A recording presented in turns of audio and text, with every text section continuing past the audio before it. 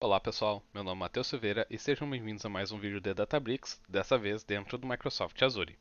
Nesse vídeo a gente vai falar sobre clusters. A gente já falou sobre cluster na playlist Databricks e PySpark, porém é muito limitado a criação dos clusters lá, então a gente basicamente só criou um cluster. Eu vou deixar o card aqui em cima caso você queira dar uma olhada. Aqui a gente vai falar um pouco mais dos detalhes de um cluster.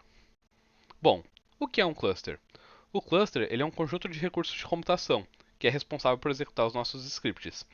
Podemos desenvolver um script sem ter um cluster, porém a gente precisa de um cluster para poder executar o nosso script. Podemos criar um cluster para todas as finalidades, que é um all-purpose cluster, que pode ser compartilhado por vários usuários. Também podemos criar job cluster, que é definido ao criar os nossos jobs. Os jobs é a trigger responsável por rodar as nossas atividades, que também era de uso limitado, na verdade a gente nem podia usar na versão da comunidade. Um cluster para todas as finalidades estará sempre disponível para uso. Você pode criar, pausar e editar suas configurações. O Job Cluster é iniciado pelo Job, que é a trigger. Após a sua execução, o mesmo é encerrado. Também é possível editar um Job Cluster, mas só conseguimos usá-lo através de um Job. A vantagem do Job Cluster é que ele encerra assim que a atividade termina, gerando uma economia, enquanto um All-Purpose Cluster fica ligado por pelo menos 10 minutos após seu uso. Lembrando que esse tempo é configurável e a gente ainda vai ver sobre isso ainda nesse vídeo. Como funciona um cluster? Antes de entender como funciona o cluster, a gente tem que saber que existem três modos de operação.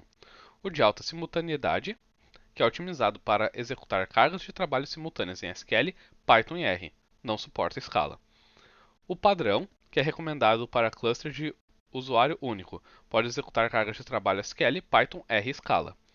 E o Single Node, que são clusters sem trabalhadores, recomendados para a computação de clusters de usuário único em pequenos volumes de dados. Bom, como funciona um cluster? Essa explicação ela serve para cluster de alta simultaneidade e clusters padrões. Na imagem ao lado a gente tem um diagrama de um cluster, onde a gente tem basicamente o driver e o worker. O driver ele é responsável por gerenciar as atividades, e os works são responsáveis pela execução dos trabalhos enviados pelo driver. Se o driver der problema, o nosso cluster fica lento e pode ser reiniciado automaticamente, dando erro nos trabalhos que estavam na execução nele, pois ele precisa do driver para gerenciar o cluster. Em um cluster temos um driver e N workers, ou seja, eu posso ter vários workers. Precisamos ter cuidado com o que a gente executa, pois nem tudo é distribuído. Com isso, podemos estar usando os recursos do driver, e isso pode impactar nosso ambiente, dando, por exemplo, um erro de OOM. É importante saber que um cluster de alta simultaneidade ou standard se gerencia conforme a necessidade. Bom, o que isso quer dizer, pessoal? Vamos supor que eu defini como mínimo um worker e no máximo 5 workers. Quando o nosso cluster estiver rodando, ele vai verificar qual atividade ele precisa executar e vai ver, ele só precisa de um worker. Se ele necessitar de mais workers para executar essa atividade, ele vai se gerenciar e trazer mais workers automaticamente. Assim como ele vai ver que ele precisa de menos, ele vai diminuir. Ao contrário de um cluster de alta simultaneidade e um cluster padrão, o cluster single node não possui workers, ou seja, a gente vai configurar apenas o driver e as atividades vão rodar todas no driver. E o que é o pool? O pool é um grupo onde anexamos nossos clusters. Com eles podemos fazer algumas configurações, como a quantidade mínima e máxima de máquinas disponíveis para uso, configuração padrão de máquina, tempo de desligar após inatividade. Configurar um mínimo de máquinas ligadas faz com que o cluster ele fique pronto para executar mais cedo a atividade.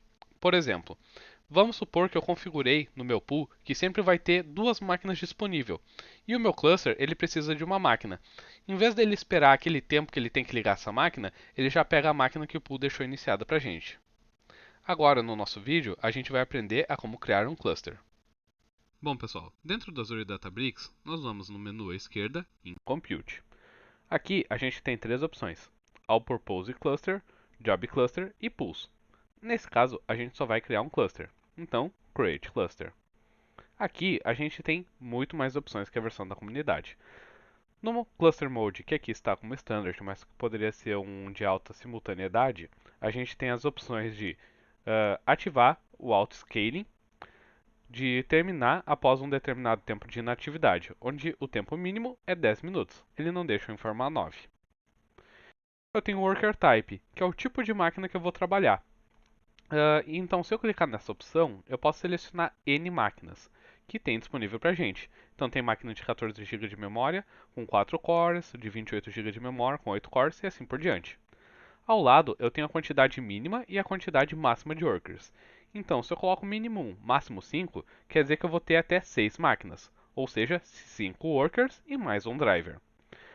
O Databricks ele se escala automaticamente porque a gente ativou essa opção aqui. Então ele vai iniciar com um worker. Se ele vê que ele precisa de mais, ele vai subir para 2 workers, 3 workers e assim por diante. E por fim, a gente tem um driver type, onde a gente seleciona o tipo de máquina que a gente vai usar no nosso driver. Se a gente vir aqui e selecionar single node e dar um confirm, a gente vai ter menos opções. Por quê? Lembrem que é apenas uma máquina no single node. Então aqui em nome do cluster eu vou botar apd-cluster, vou dizer que ele é um single node, vou usar essa versão aqui do runtime e vou dizer que ele vai desligar sempre após 10 minutos de inatividade. E para a máquina eu vou usar essa aqui mesmo. E vou dar um create cluster.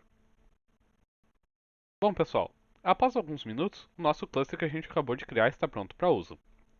Se a gente clicar aqui em Compute, a gente vai ter a lista dos nossos clusters, onde tem esses botãozinhos onde a gente pode pausar e a gente também pode deletar. Para a gente testar o nosso cluster, eu vou aqui em Workspace, direito do mouse, Create Notebook, que eu vou chamar de Olá Mundo. Vou dizer que é no Python, a linguagem default dele, e vou selecionar o cluster que a gente acabou de criar. Dentro do nosso cluster, eu vou fazer um print Olá Mundo. E vou dar um Ctrl Enter para executar. E pronto, está funcionando o nosso cluster que a gente acabou de criar no Azure Databricks.